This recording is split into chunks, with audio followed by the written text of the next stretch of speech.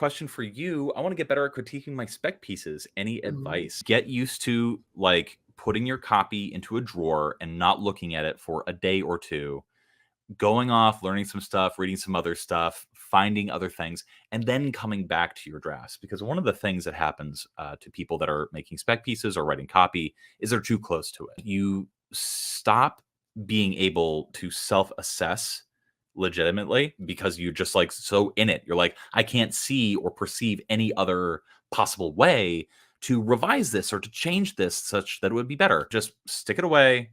Don't look at it for a few days and then learn some other stuff and then come back to it with fresh eyes. Do it a few more times. What you want to experience is, hey, I legitimately do not know what I could possibly do to change this or improve it.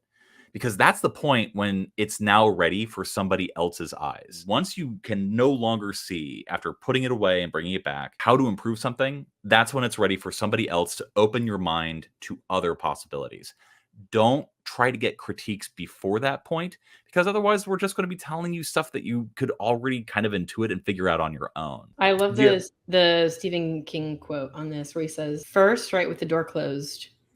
Your stuff just starts out being only for you. And then you rewrite with the door open. He says, once you know that the story is right and you get it right as you possibly can, then it belongs to anyone who wants to read it or criticize it. When you sit down to kind of like revise your first draft or really look at it, don't focus on the really nitpicky stuff. Like try your best not to simultaneously be fixing like grammar and commas and things like that. You're just sitting down and looking at your first draft for the very first time. Really try to not go like, red pen on your first draft and just stick to like the very high level edits. Value edits are where you assess the idea. Like, is this idea unique? Is it powerful? Is it compelling? Is it emotionally compelling? Is it intellectually stimulating? Those are the things that you want to ask yourself at the value edit level. Most pieces of writing and copy probably just shouldn't exist, to begin with. But once you have something that deserves to live, we'll put the baby on the respirator. Okay.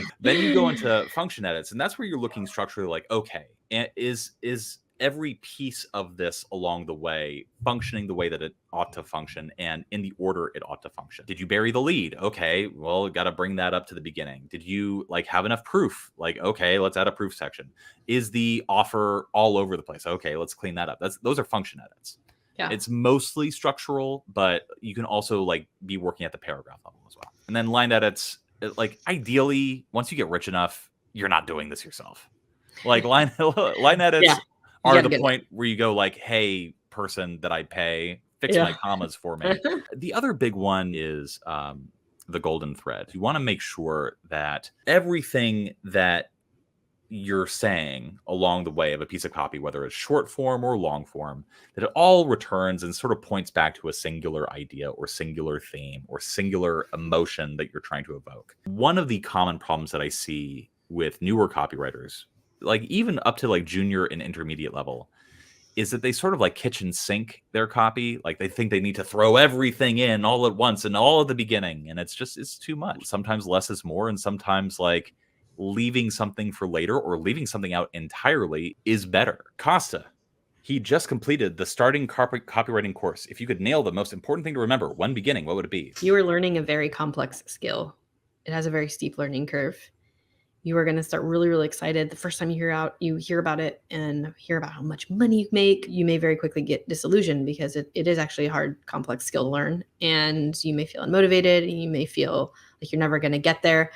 That's normal. It's a natural part of every learning process. So long as you keep improving and you keep, tuning in and listening and, improving your skills and practicing, you will get better. Copy and marketing serves a business function. The thing is, a business does not want to spend money on something that's not going to deliver results for them.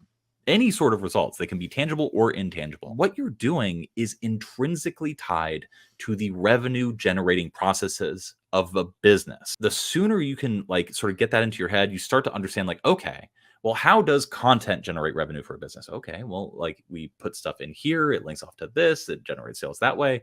How does a sales page generate revenue for a business? Oh, well, it convinces, it overcomes objections, it does this. The more you understand about how your copy functions in a business, the better copywriter you're going to be. There are so many people out there who will say to you, this template is the only thing you need to write copy.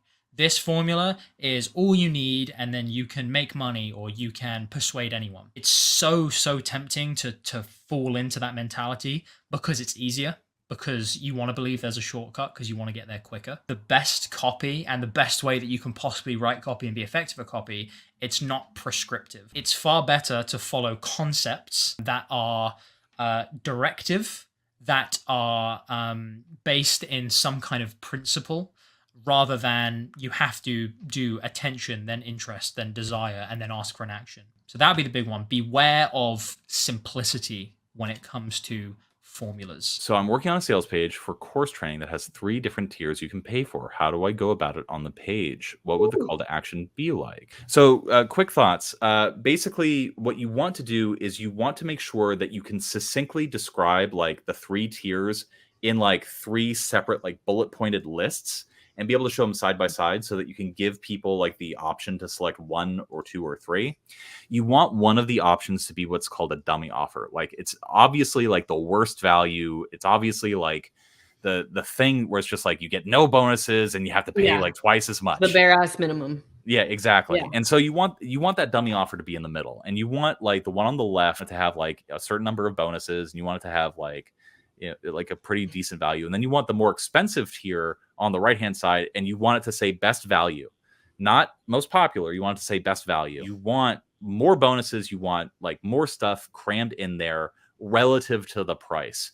And the way that you do that over the course of your offer section is you do a lot of price anchoring, where you say like, okay, and this bonus is worth this, this bonus is worth this, this bonus is worth this. It's difficult in long form copy to have like, you know, an offer section and tier 1 includes this. So what you want to do is you want to sort of like separate in your mind, like, okay, you know, the tier 1, you know, this is what you get, and then move on. But like, you know, but if you're willing to go the extra mile with me, you know, here's what we have for you if you're willing to upgrade to tier 2. But wait, there's more. It always tends to work. Tier 3, if you're really ready to commit, this is tier 3. And then you have that side-by-side comparison of the 3 different tiers. Question: how can I get better at handling the pain that comes from editing clearly bad, cringy copy? I'm not sure if this is normal or just me, but editing makes me miserable. Oh. I'm sorry. Definitely a question for you guys. Yeah, that feeling of like you just get a terrible piece of copy and you just it ends up enraging you, and you're just like, oh my god, I just can't even read this. Why is it so bad? It's just terrible.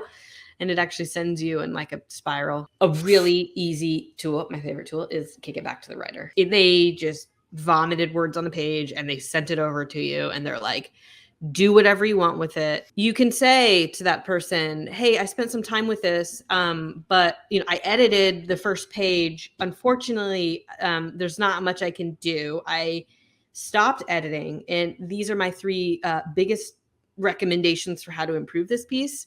I recommend you do 1, 2, 3, and then feel free to send it back to me when you feel that it's in better shape. I always tend to kick it back. Lindsey and I once shared an office, and I just remember her getting like a newsletter issue, and she was like trying to do value edits for it, and she was just cussing under her breath, and she was just like, this piece is a fucking dog pile.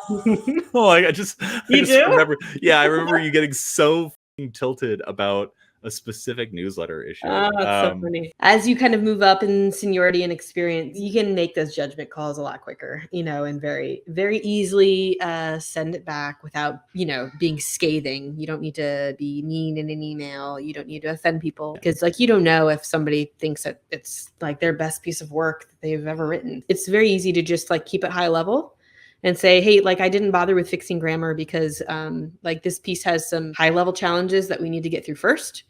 And these would be my 3 recommendations for fixing it. Yeah. Just a quick note, because I just noticed did a follow-up comment just now. She's the writer. For some reason, copywriters tend to feel emotionally invested in the thing that they wrote.